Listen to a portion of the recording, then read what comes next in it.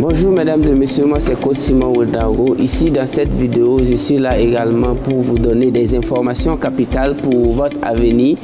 Je suis à Madagascar, à Antananarivo, plus précisément à l'hôtel Novotel. Ce n'est pas une publicité, c'est pour vous dire que bon, c'est au regard du sujet que je vais aborder que j'ai prononcé le nom de l'hôtel.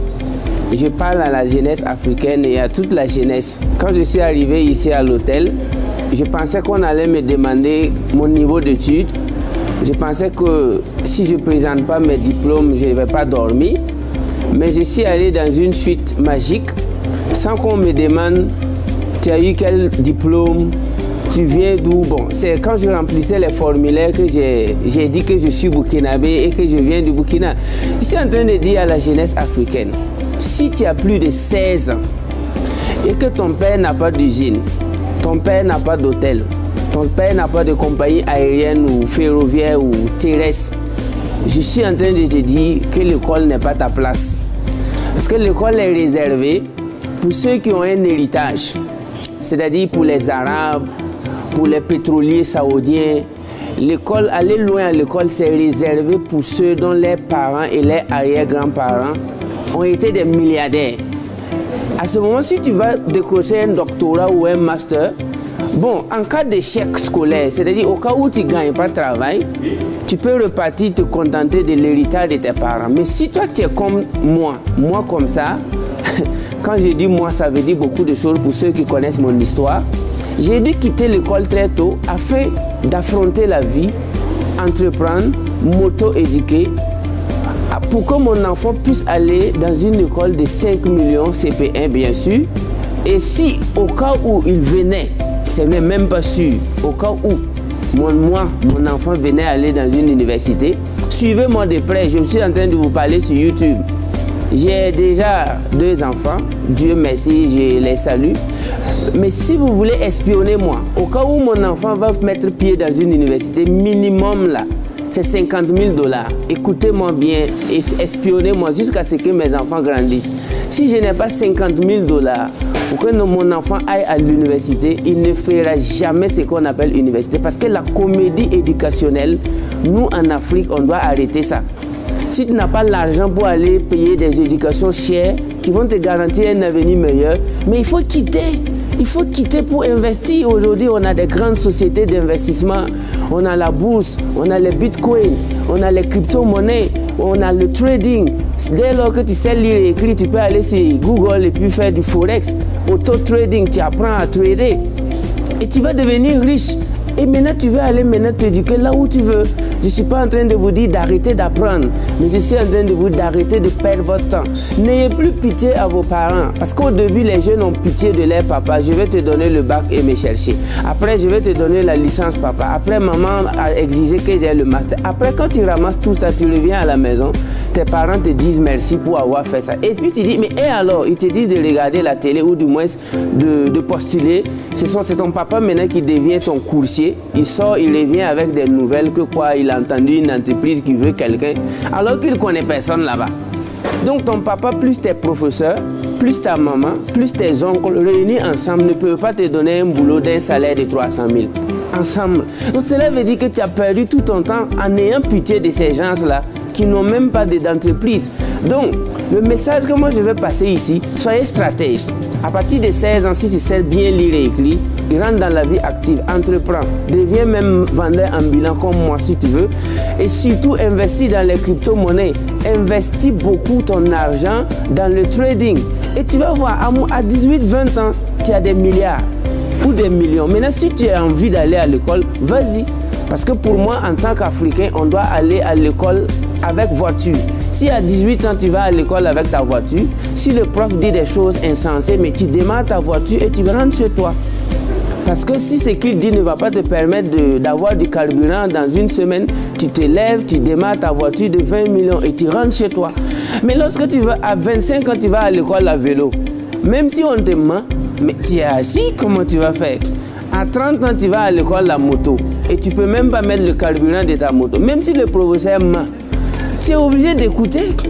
Mais À 25 ans, tu vas à l'école avec une voiture de 30 millions. Si l'enseignant n'est pas inspirant, tu te lèves et tu démarres ta voiture, tu fais vroom et tu rentres chez toi. Mais vous, la jeunesse africaine, vous avez permis à des enseignants mal choisis de prendre votre avenir en otage. Quand je dis un enseignant mal choisi, c'est qui? C'est un enseignant qui n'a même pas un compte bancaire. C'est un enseignant qui ne sait même pas où va le monde. Il ne connaît pas Bitcoin, il ne connaît pas Live Money, il ne connaît pas Simcoin.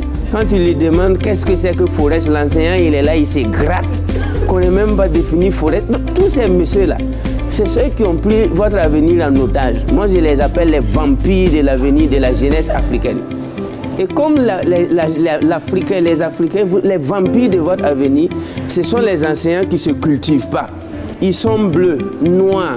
Tu te lèves, tu dis bonjour monsieur, est-ce que tu sais ce que c'est que Singapour?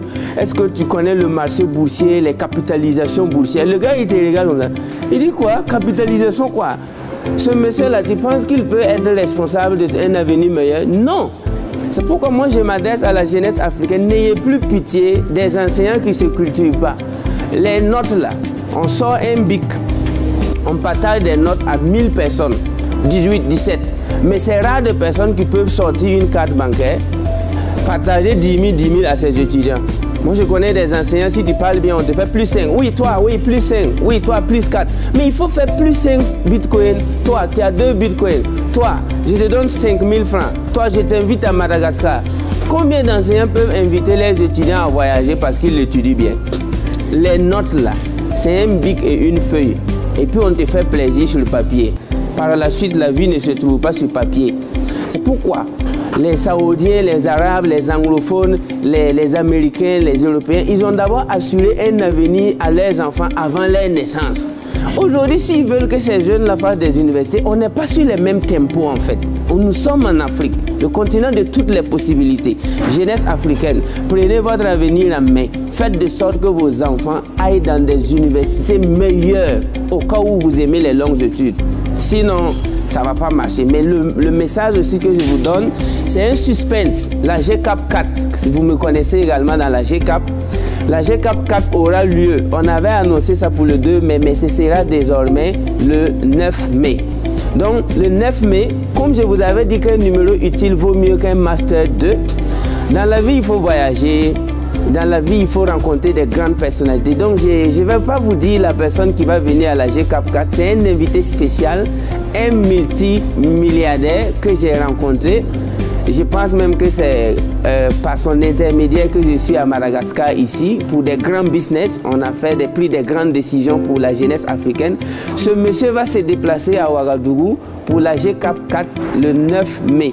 Vous allez me dire, mais c'est qui? Je vous ai dit qu'un numéro utile vaut mieux qu'un Master 2. Et si vous venez à la GCAP 4, ce monsieur à lui seul, s'il vous met dans sa plateforme, je pense qu'il peut assurer l'avenir de vos arrière-petits-fils. Je ne parle pas de vos enfants et de vos petits-enfants, je parle de vos arrière-petits-fils. Donc, je suis en train de démontrer ce que j'ai eu à dire. Un numéro utile vaut mieux qu'un Master 2. À la GCAP 4, vous allez avoir une personnalité africaine, un gourou du business, un loup-garou de la crypto-monnaie. Et allez-y chercher à savoir c'est qui. Mais en attendant, ce monsieur sera l'invité spécial à la GCAP 4. Il va montrer son parcours atypique et il va vous permettre, tous les participants de la GCAP, d'ouvrir quand même une porte vers le succès et le bonheur. Sur ce, je vous dis merci. I really, really love you and we're gonna be big together. Africa is the future. I love you. Thank you.